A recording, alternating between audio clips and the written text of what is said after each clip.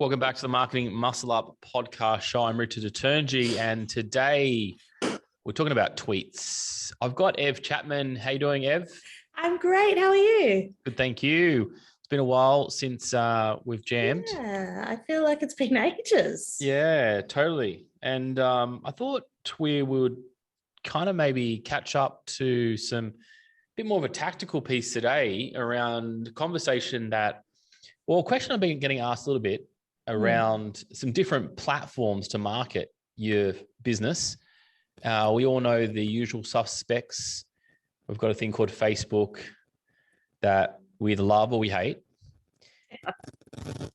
And then we've got old Instagram there where, you know, it's the stories, the faithful, yep. But there are some other platforms that have been around for much longer than that. And I wanted to chat about those today. And I hear from a little birdie, AKA Twitter, but that's kind of a funny thing too, right? Let's talk about Twitter. I hear from a birdie that you don't mind a good Twittering here and there, Ev. I've always loved Twitter. I think it hasn't really taken off in Australia as much as it has in the rest of the world. But I think there's a perception that, especially kind of maybe the last 2 years, that it's the place where you go to like talk about political things, and you know there's trolls on there and all of that. And so I think people get scared, or they wonder, like, is this really a platform that I should be looking at? Yeah, totally. And I think that's very fair to say. And maybe that's some old thoughts around Twitter. And you know, what do we do on Twitter? So why don't we I might just drill you for a few questions, Ev, because I know you've spent a lot of time on Twitter recently, especially this year, really exploring the platform, building your community up. Let's go through the ABCs of Twitter for those who are going, Richard, I don't have much patience on this conversation, but just hold on a second.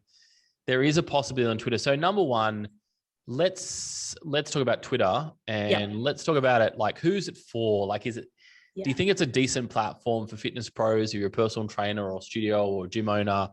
Yeah. Is it relative? What are your thoughts? I think if you're just planning on pushing your content from Facebook or Instagram onto Twitter, it's probably not going to work for you. So it is the kind of platform that you're probably going to have to, think about the type of content you put on there. The great thing about that is that it's very short form content.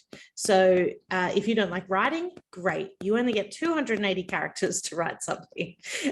So you have to it's really about short, it's about speed, it's about being fast, and things just kind of move through very fast. So I think that it's probably perfect for people who want to maybe explore online training, or want to kind of expand their audience beyond kind of the bounds. Like, it's not a local area platform, I wouldn't say.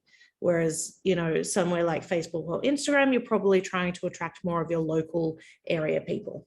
All right. So we're talking about Twitter being it sounds to me like it's a thought platform. Yeah. And it's to attract a larger audience, or to give your thoughts or influence to. Yeah, exactly right. So it's really, if you want to educate people, kind of become that thought leader, that influencer, where you kind of have something that you want to say, Twitter is the perfect platform for that. Awesome. And just to recap for those who are local community, here I was just having a coffee and just put myself on mute there, a local community.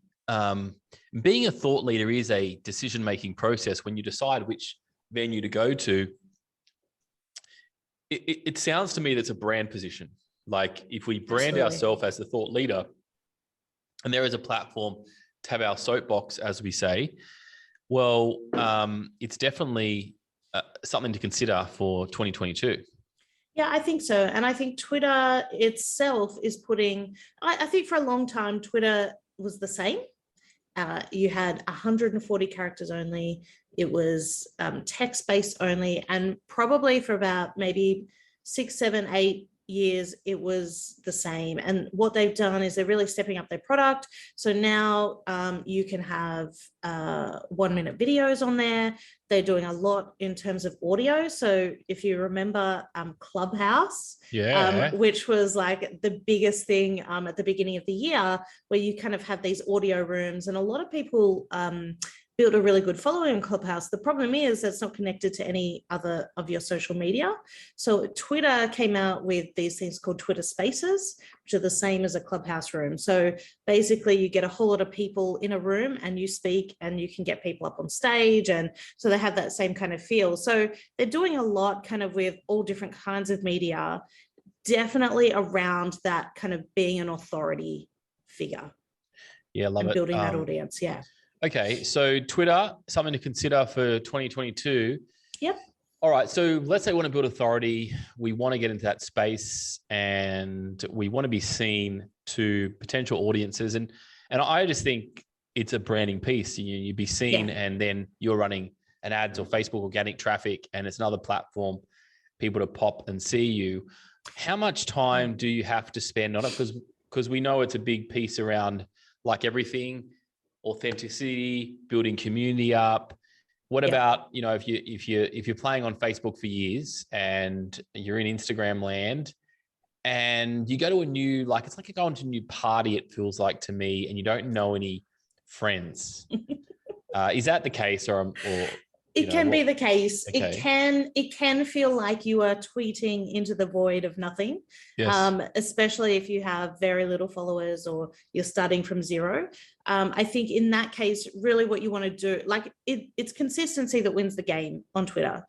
So the more you show up in people's feeds, the more people see you and notice you and that kind of thing. So I think the best thing to do is trying to find the smaller communities. I think you'll be surprised at how quickly you can kind of find that. So there is something called Fitness Twitter. There's a whole hashtag around it.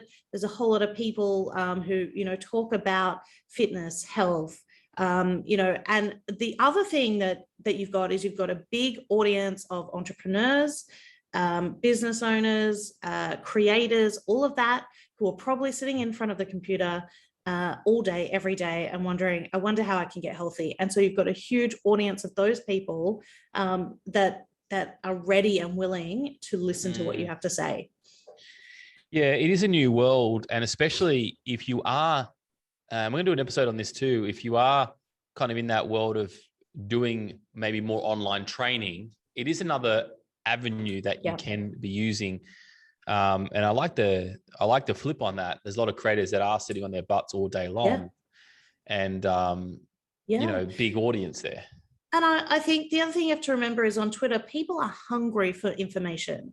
So they are scrolling through their feeds all day looking for inspiration. They're looking for interesting things. And I think, like, if you can bring an interesting point of view, not just an average point of view, people love kind of to hear something different. They love to hear you kind of say, you know, like if you kind of think a little bit differently, then you can really get some good attention and start to like, and even like, I mean, it's a hierarchy of you'll connect with people on the feed. You might slide into their DMs. A lot of people love to even have Zoom calls. You know, I've had Zoom calls with a heap of people this year who are all over the world, and it's just interesting. Very interesting. Team 2022. Is Twitter in your space? Okay, Ev, we talk about, like, you know, how many platforms can one be on? Yeah. Let's say we're big on Instagram, Facebook. What are your thoughts? You know, is it time for a third platform? I think if you can, like, you know, 80-90% master 2 platforms, then I think you're okay to go to another one. But if you drop those platforms, that means you can't kind of like keep up, if that makes sense. So it's like, I think we've always said 2 platforms, and then if you can master those, you can add a third, and then the same. But then, you know, you might also have been building a team, and they might do your Instagram or their Facebook will help you out with it, and you can then be free to explore other platforms and see, you know, and I would treat it as an experiment. everything is an experiment to me. Does it work? Does it bring in revenue? Is it worth my time? All of those kinds of things. Set yourself a time period and be serious about it, and then see if it works. Awesome. Very good. Well, you might see me back on Twitter, Ev. Sometimes I see you sneaking around. Yeah, it's a great platform, Twitter. And if you haven't checked it out, it's something to check out. And the reason why we wanted to put this out now, and if you're watching this or listening to this, I should say, a Christmas period is a great period to start doing some testing and some playing around, because I like the time to take the usual proceedings off, like a usual standard kind of marketing. You try some different avenues out around this time. And as you said, Ev, it's a good time to test it out, see if it sticks. It could be that holiday fling, or it could be a longevity approach in 2022 that will really work well for you, especially if you are a thought leader, as you're saying, especially if you feel that you've mastered the 2 platforms and you want to go to the 3. And if you feel that you have a voice and you want to get your voice out, and you feel that nobody's hearing you on Facebook, and you want to have a bit more clarity of building a community, definitely head over to Twitter and get that account and password cleaned up, find it, and get back into it, or just start a new platform up and find a new way on Twitter. Yeah. Good insight, Seb. Good. I hope to see some people on Twitter soon. Yes, Twittering world. Get yourself on Twitter. And guys, think about if it's going to be a strategy for you in 2022. And it's definitely, Twitter's definitely that long-termer, right? It's been steady, hasn't it? Steady. Yeah. And, unlike Facebook and Instagram, I feel like it doesn't have the volatility, like, they stay pretty under the radar.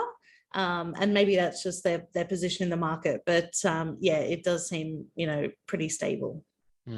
But I also think when you say pretty under the radar, that sometimes industries like the fitness industry and certain industries, they really love a certain platform.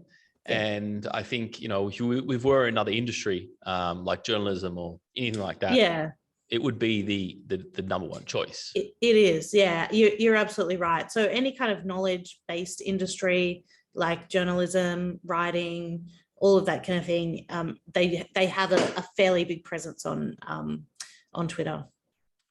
Awesome, team. Now, if you joined this episode, definitely share it out. And if you are on Apple Podcast, that's the place you can review.